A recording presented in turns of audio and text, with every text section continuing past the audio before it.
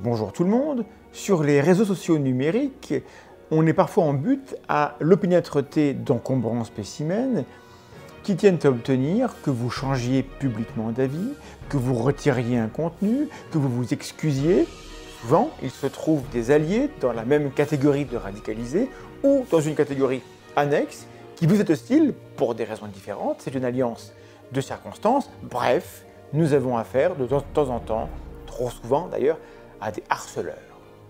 Le harceleur, notons bien que le harceleur n'est pas juste un contradicteur, un commentateur un peu remonté, un collègue qui pose une critique.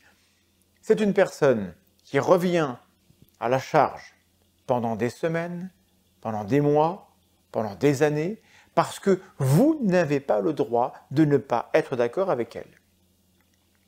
L'agressivité et la répétition sont des critères importants. Mais la répétition, on la mesure du côté de la victime.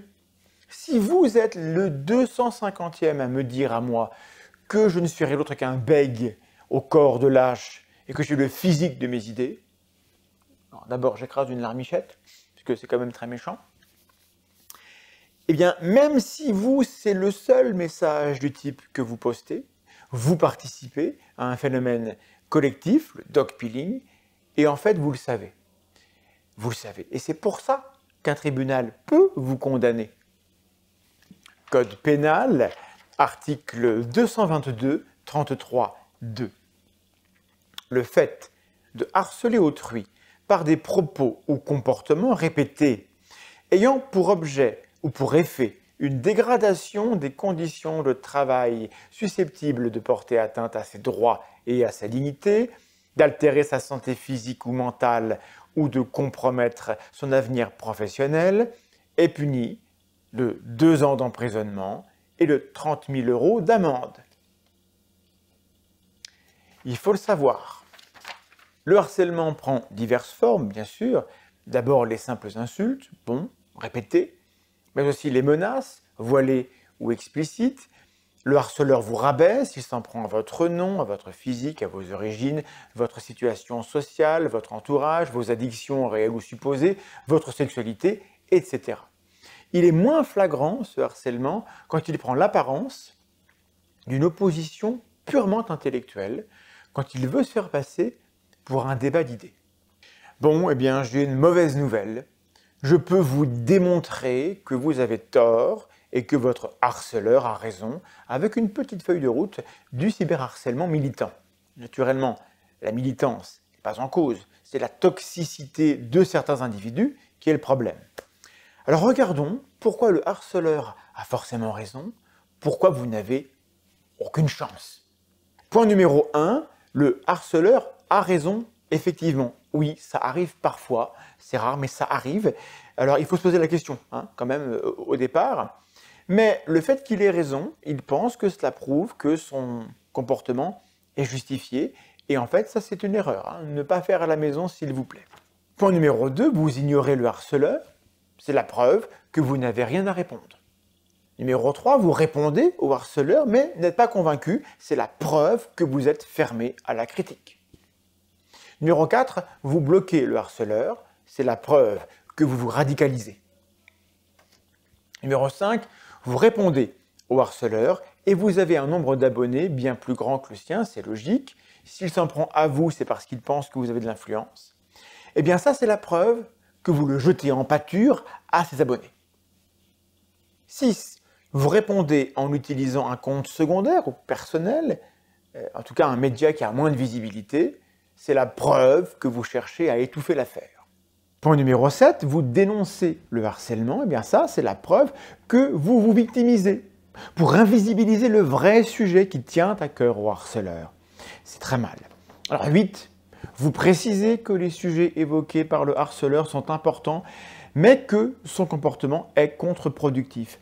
Eh bien ça, c'est la preuve de votre insupportable arrogance, à croire que vous pouvez dire aux autres comment ils doivent défendre leur cause. Hashtag, tu desserres ta cause.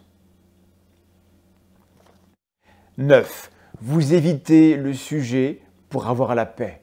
Eh bien, c'est la preuve que vous n'avez aucune valeur et que vous ne servez à rien, que vous vous désintéressez des vrais problèmes.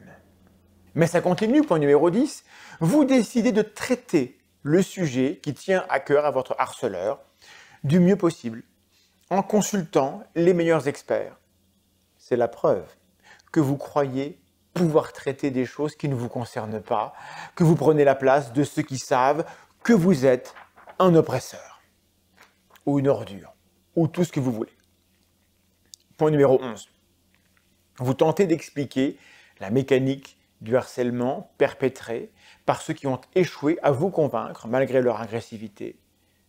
C'est la preuve que vous êtes l'ennemi des militants. Alors ça, c'est le harceleur qui le dit, hein, avec sa bande. Ce n'est pas les militants qui le disent. Mais des fois, ça passe. Numéro 12. Vous faites une vidéo pour décortiquer l'implacable tourbillon du harcèlement et de sa rhétorique. Bien ça, c'est la preuve que vous êtes tellement fragile qu'au lieu de travailler, vous faites du drama.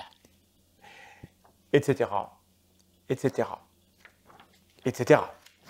Le harceleur ne peut pas accepter un narratif où il est un harceleur bête et méchant. Il choisira toujours une interprétation alternative qui lui donne le beau rôle, qui confirme ses convictions, qui cajole son amour-propre, et vous n'êtes qu'un instrument de son récit personnel. Ça, c'est important. Le harceleur ne s'intéresse pas à vous, il ne s'intéresse qu'à lui. Vous êtes un outil dans le scénario de cette facette de sa vie. Il vous reste à espérer que les autres facettes de son existence sont assez intéressantes pour qu'il se lasse tôt ou tard de son rôle de héros numérique. Quand le harceleur a une vie de merde, vous êtes foutu. Je souhaite donc à tous les harceleurs une vie riche, bien remplie et heureuse. Ça pourrait aider leurs victimes. Finissons avec une note autocritique nécessaire. La position du harceleur est irréfutable, on l'a vu. Pour lui, le méchant, c'est vous. Mais attention, parce que vous et moi, nous avons un cerveau similaire à celui du harceleur. Si nous commençons à considérer qu'une personne est un harceleur, alors nous aurons toujours un narratif disponible pour le confirmer. Cette situation est un peu moins dangereuse, moins grave que le scénario précédent parce que tout s'arrête quand on bloque la personne en question et donc on risque moins de faire souffrir autrui. Mais le danger, c'est de prendre l'habitude de considérer toutes les critiques comme des agressions. C'est un piège très tentant dans lequel on tombe en douceur sans s'en apercevoir. Bref, comme d'habitude, le réel est infiniment complexe et le doute est salvateur. Mais, quand même, nous n'avons pas à négocier notre santé mentale contre les priorités de la militance d'autrui. Leur colère ne leur donne pas raison, et quand bien même ils auraient raison. S'ils ne prennent pas en compte le fait que nous ne réagissons pas uniquement avec notre intellect, mais aussi avec toute la gamme des émotions humaines qui viennent avec, ils sont irrationnels, leur approche est vouée à l'échec, et leur attitude est au mieux inutile. Prenez soin de vous, des bisous, à bientôt.